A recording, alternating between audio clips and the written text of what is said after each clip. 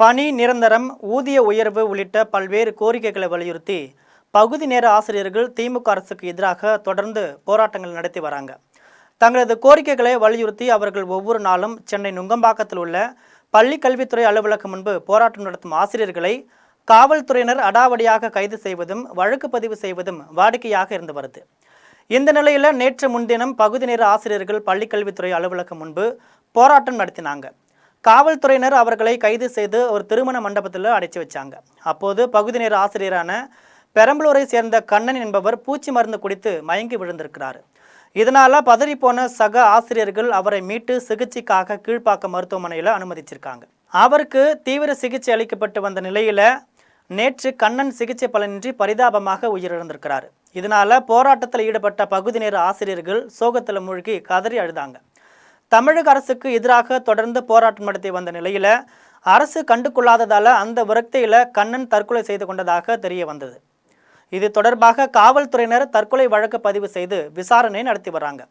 தற்கொலை செய்து கொண்ட ஆசிரியர் கண்ணன் பெரம்பலூர் வேப்பந்தட்டையில் உள்ள ஒரு உயர்நிலைப் பள்ளியில் உடற்கல்வி ஆசிரியராக பணிபுரிந்து வராரு என்பது குறிப்பிடத்தக்கது.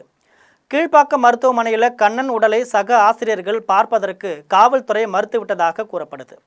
இதனை கண்டித்து பகுதி நேர ஆசிரியர்கள் போராட்டத்தில் ஈடுபட்ட அவர்களை போலீசார் கைது செஞ்சிருக்காங்க. கண்ணனின் மகனுக்கு அரசு வேலை வழங்க வேண்டும் என்று பகுதி நேர ஆசிரியர்கள் வலியுறுத்தினாங்க. இது பற்றி ஜெம் தொலைக்காட்சி வழங்கும் சிறப்பு செய்தி தொகுப்பை தற்பொழுது பார்க்கலாம்.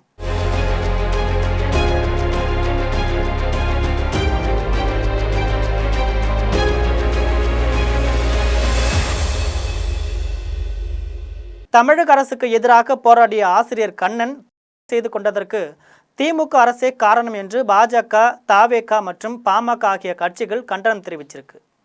இந்த நிலையில் தமிழக பாஜக தலைவர் நயினார் நாகேந்திரன் எக்ஸ் தளத்தில் வெளியிட்ட பதிவில் பணி நிரந்தரம் கோரி தொடர்ந்து 6வது நாளாக போராட்டத்தில் ஈடுபட்டு வந்த சென்னை பெரம்பூர் பகுதியை சேர்ந்த பகுதி நேர ஆசிரியர் கண்ணன் என்பவர் விஷம் குடித்து செய்து கொண்டதாக வெளிவரும் செய்திகள் நெஞ்சை கனக்க செய்கிறது.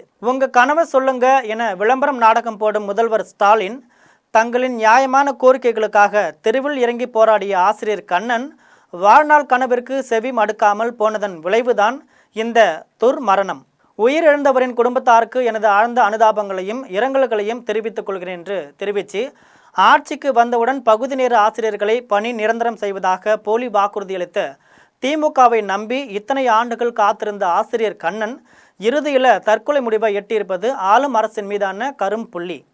திமுகவின் அப்பட்டமான நம்பிக்கை துரோகத்திற்கு நம்மில் ஒருவரை மீண்டும் ஒரு முறை நாம் இழந்திருக்கிறோம். இப்படிப்பட்ட கொடூர ஆட்சியை ஒழித்தால் மட்டுமே கடந்த 5 ஆண்டுகளில் அகால மரணம் அடைந்த அப்பாவி ஆன்மாக்கள் சாந்தி அடையும் என்றும் கூறியிருக்கிறார். இதேபோல் தவேக கொள்கை பரப்பு பொதுச் செயலாளர் அருண்ராஜ் ஆசிரியர் கண்ணன் மறைவுக்கு யார் பொறுப்பு?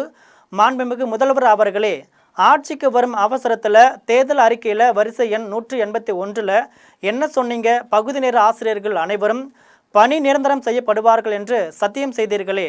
நம்பி வாக்களித்தார்கள். 4 ஆண்டுகள் பொறுத்திருந்தார்கள். இறுதியில் ரோட்டில் இறங்கி போராடினார்கள். ஆனால் நீங்கள் என்ன செய்தீர்கள்? பணி நிரந்தர ஆணையை தருவதற்கு பதிலாக அவர்களை குற்றவாளிகளைப் போல மண்டபத்தில் அடைத்து வைத்தீர்கள். வாக்குறுதி கொடுத்து ஆட்சியில் அமர்ந்தவர்கள் நம்பி வந்த ஆசிரியர்களை நட்டாற்றில் விட்டதுதான் உங்கள் சமூக நீதியா என்று கேள்வி எழுப்பியிருக்கிறார். திமுக ஆட்சிக்கு வந்தால் பகுதி நேர ஆசிரியர்களுக்கு பணி நிலைப்பு வழங்கப்படும் என்று திமுக தேர்தல் வாக்குறுதி அளித்திருந்தது. ஆனால் அதை நிறைவேற்றவில்லை. கடந்த 5 ஆண்டுகளாக அவர்கள் பல கட்ட போராட்டங்களை நடத்தியும் கூட அவர்களின் கோரிக்கைகளை ஏற்பதற்கு பதிலாக அடக்குமுறைகளை கட்டவிழ்த்து விட்டதால ஏற்பட்ட மன உளைச்சல் காரணமாகவே ஆசிரியர் கண்ணன் செய்து கொண்டிருக்கிறார். ஆசிரியர் கண்ணன் உயிரிழப்புக்கு திமுக அரசு தான் பொறுப்பேற்க வேண்டும். இனியாவது திமுக அரசு மனசாட்சியை அஞ்சி பகுதி நேர ஆசிரியர்களின் கோரிக்கைகளை நிறைவேற்ற வேண்டும். செய்து கொண்ட ஆசிரியர் குடும்பத்திற்கு ரூபாய் 50 லட்சம் நிதி உதவியும் அவரது குடும்பத்தில் ஒருவருக்கு அரசு வேலையும் வழங்க திமுக அரசு முன்வர வேண்டும்னு அன்புமணியும் வலியுறுத்தியிருக்கிறார். இது போன்ற அரசியல் செய்திகளை தெரிந்து கொள்ள ஜெம் தொலைக்காட்சியுடன் தொடர்ந்து இணைந்திருங்கள். வணக்கம்.